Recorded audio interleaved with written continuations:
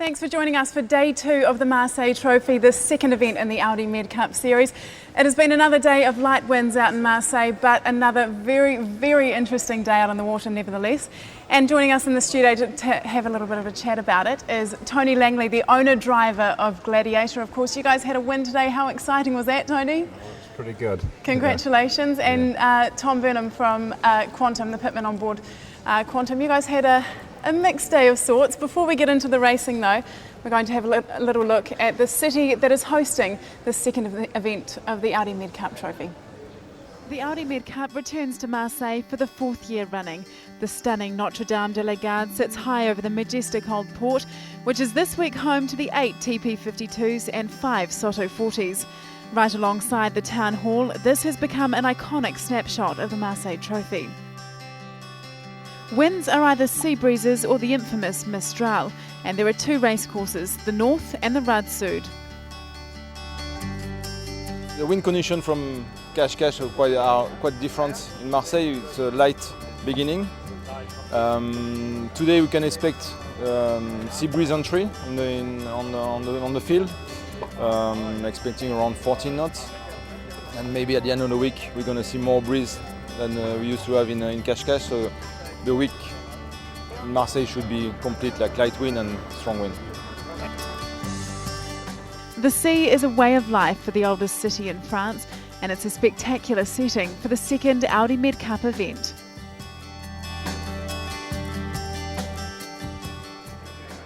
Well, Marseille certainly gave the fleet a shake-up today. We were racing on the North course. Here are the best bits from races 3 and 4. A difficult set of conditions forced the Audi MedCup race committee to delay and then move the course to the Rad Sud for the second race. But the first race saw Quantum Racing, having won the 2 previous, went out and did it again with a perfect start and exemplary first beat to lead around every mark in the light winds on the Rad North. The action of the course was elsewhere. The light conditions and proximity of the Friaul Islands to the top of the main course. The left-hand side was favoured initially, but during the second lap the right came good, and teams, including Audi, Azzurra and Gladiator, managed to climb back into contention. But it was Quantum all the way to take the win, and Ran came second. Gladiator had their best result after only 3 races, finishing in 5th. Postponement delayed the second start, but then when it got going, the best was for Audi all for one. They had their best of the race so far. They took what might have seemed the unfashionable side of the course to dominate the first beat and round in the lead. Their first time ever in this position with a new 2011 boat. The first beat had not been easy, and many of the boats on the left-hand side had got left behind. But the smarter starter was Synergy, sailing an almost perfect first beat, moving across to the favoured side. But ultimately, was Gladiator who took the win.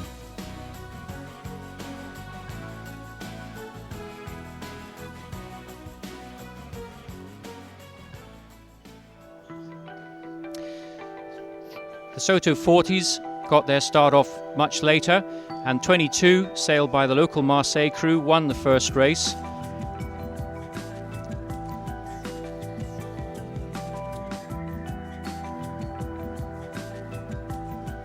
When they finally got going for their second race of the day, the wind was already getting light at 7 o'clock in the evening.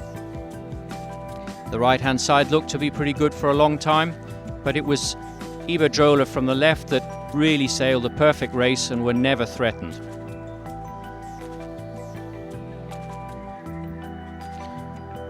Last downwind leg to the finish saw 3 boats sailing very close together. The local boats taking a tick out to the right for the last beat.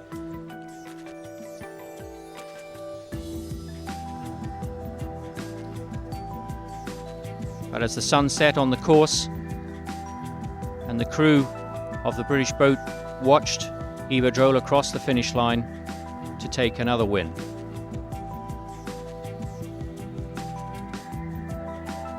And in the Soto 40s today, but let's just revert back to the TP52s for a moment and take a look at the leaderboard.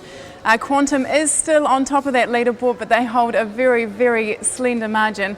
I think there's just, 2 points separating the top 4 boats there, so they've really tightened it up. And Tom, unfortunately, that was because of that last race. Can you talk us through that last race? What exactly happened, I guess, is the question. What went wrong?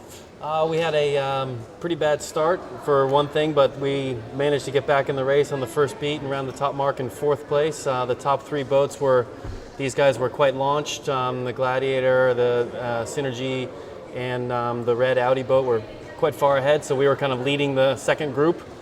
And we just didn't have a very good run down that first leg downwind, and ended up in the back of the pack. And it was a very, very shifty and all over the place, shifty, windy, puffy race in that second race today, and a little bit unpredictable, but we also didn't sail well. And the story here in these events is that all 8 boats are fantastic, so they're all really high-level sailing teams, and it's really hard to win races no matter how good you think you might be. So it's pretty easy to come last in one of these races, and it happened to us today, so it's part of the deal. Yeah, absolutely. And Tony, it's not very easy to come first, and you managed to do that today in your only second TP52 regatta after Palmavella first, of course. And I mean, you've made a lot of changes to the boat and to the crew, I'm sure. How pleasing was that for you to come away with a win today? Oh, it's fantastic. It was, it wasn't expected, and we came into this thing without any expectations, and anything better than the last position. On paper, we should be last every time, every race. That's absolutely true. And tell us about that last race. Were you a little bit scared to even look what was going on behind you, see how far behind you everyone was? Well, by the time we got to the second windward mark, we got a pretty convincing lead. The first pack was 3 boats, all for one, ourselves and Synergy, and we were lying third at that point. But I looked over my shoulder about halfway down the last run, and we'd extended quite well there. So we just went for another high risk, and it paid off in the last quarter.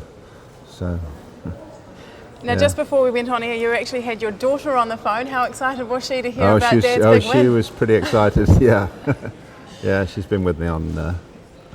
She was over at Palma, and she'll be with me on not here this time, but she'll be coming on some future ones. Good. Well, it was another exciting day in the Soto 40s as well. It was actually day 1 of the Soto 40s today, and the local Marseille team 22 won that event, and then we had Iberdrola winning the second event. They did so well in Cascais and managed to pull it through. And Quantum Racing is also another one of those teams. I mean, Iberdrola was so successful in the stronger winds. I guess Quantum, you could say the same thing. You guys did so well, but in terms of local advantage and everything, and knowing how it works out here and getting to grips with the light airs, how much of an advantage do you think that would have been today for 22 in the Soto 40s? Oh, for sure there was some geographical effects happening in the race course today, so local knowledge certainly wouldn't have hurt. I think we drew on a lot of historical memories and data, and looked back at some of our data from the previous 3 times we've been here in Marseille racing, and for sure those guys have probably hundreds of years of cumulative data of memories of racing out there in these conditions. So for sure it would have helped. There's definitely some geographical things happening, and any local knowledge would have been a big help today for sure. Absolutely. It's been a very, very interesting day of racing out on the water, and we're expecting more light winds tomorrow, so who knows what's going to happen. And then we've got the coastal race on Saturday, and hopefully we might even see a little bit of Mistral on Sunday. Well, thanks for joining us for the day 2 highlights of the Audi MedCup, the Marseille Trophy and the Audi MedCup. Join us back here tomorrow at 1300 CET for Audi MedCup TV. For now, bye-bye.